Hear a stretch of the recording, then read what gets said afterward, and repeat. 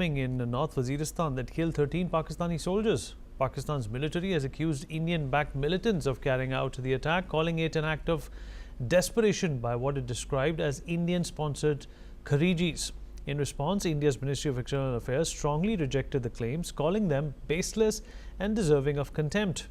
The attack carried out on Saturday involved a vehicle packed with explosives, ramming into a military convoy. The Hafiz Gul Bahadur group, a known faction of the Tehrik-i-Taliban Pakistan, later claimed responsibility.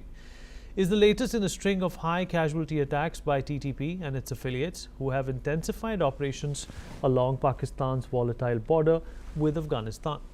And since the start of the year, nearly 300 people, mostly security forces, have died in insurgent attacks. Ambassador Prabhu Dayal, former diplomat, is joining us at this point in time. Ambassador Dayal, always a pleasure having you, sir. Well, this is, of course, absurd when Pakistan names India in any allegation when it concerns the TTP, an organization which has sworn to take out Pakistani soldiers. And let us also not forget that Pakistan at this point in time, or rather, sir, the state of Punjab, we call it in Pakistan, is surrounded by dissenting cultural militants, who want out of the Pakistani regime. But I think Pakistan, instead of addressing that dissent, is looking at some way to pass on the responsibility that it should own up to India. Well, Vineet, first of all, thanks for having me on your show.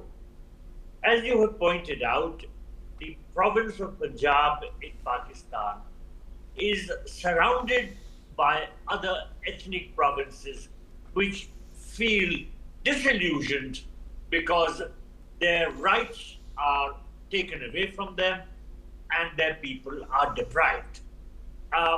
There is an ongoing insurgency in Balochistan, as also in Khyber Pakhtunkhwa, and there is a lot of unhappiness also in the province of Sindh in Pakistan. In fact, in the early 80s, when I used to be posted in Pakistan, there was a secessionist movement called GA Sindh, and the Sindhi leaders wanted to form a separate province called Sindhu Desh, modeled on Bangladesh, which had been formed a decade earlier.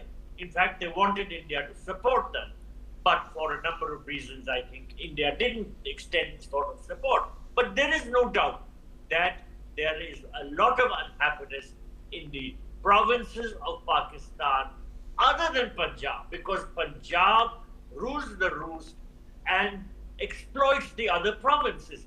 Now, as you pointed out, there was a suicide bombing in North Waziristan, which is part of Pakistan's Khyber Pakhtunkhwa province yesterday, and 13 soldiers were killed and a lot of other people were injured. Now, the attack was claimed by the Hafiz Gul Bahadur group, which is a faction of the Tehrik-i-Taliban Pakistan.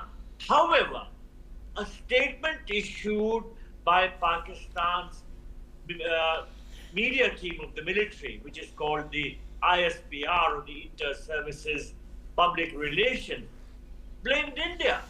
And as you said, the statement mentioned that India-backed Kharijis had carried out this attack. Now, naturally, India has dismissed this sort of an allegation and said that the statement made by the Pakistanis is rejected with the contempt it deserves. Now, there is an ongoing insurgency in Balochistan, which is gaining momentum. And there again, the Pakistanis point the accusing finger at India. We have repeatedly said that we have nothing to do. These are homegrown movements. And if you say we are involved, please give us evidence. The Pakistanis have not given a shred of evidence. But they continue to make these baseless attacks, as they have done again by blaming yesterday's attack by this group on the Pakistan Army convoy. So there is no doubt that dissent in the different provinces of Pakistan is on the rise. There is an increasing feeling that the Punjabi majority is exploiting the other ethnic groups, and that is why, since the army is really dominated by the Punjabi elements, the other provinces are venting their anger on the Pakistan army. Ambassador Dayal, what do you think this could mean in terms of the escalating as well as the present tensions between India and Pakistan? The Indus Water Treaty obviously is something that both the countries are fighting at a number of levels on. What does this mean for the tensions that have already concluded and the ones that exist between India and Pakistan, sir? Well, I don't think that these tensions are going to go away. India has made it repeatedly clear to Pakistan that the only issue on which talks can take place is terror. Of course, the Pakistani Prime Minister, Mr. Shehbaz Sharif, recently said that he's willing to have talks with India as long as they are concrete and focused and comprehensive. But the fact of the matter is that we are not willing to talk to Pakistan unless they first resolve the terror issue. And they have to put an end to the state-sponsored terrorism, which has been hurting us. And there is no doubt that the Pakistan army is fueling this state-sponsored terrorism.